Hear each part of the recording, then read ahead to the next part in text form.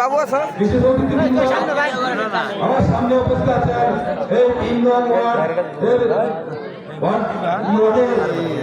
BNP সহ অঙ্গ সংগঠনের নেতৃবৃন্দ গ্রহণ করুন। আমার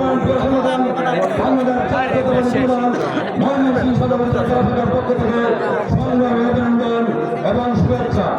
আমাকে সংক্ষিপ্ত করার কথা বলা হয়েছে।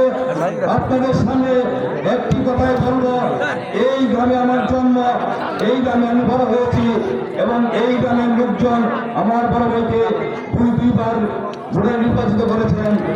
আমি আপনাদের কাছে আশাবাদী, আগামী আমার বড় ভাইকে আপনারা যে নজরুল ইসলাম এমএলএ সাহেবকে যেভাবে ভোট দিয়ে জয়যুক্ত করেছিলেন, সেভাবে আমার জাতীয় সংসদ নির্বাচনে জনাব ইঞ্জিনিয়ার আমিন হোসেন সাহেবকে সেভাবে জয়যুক্ত করে সকলে ধর্ণা তুলতে উঠে সকলেই মিলে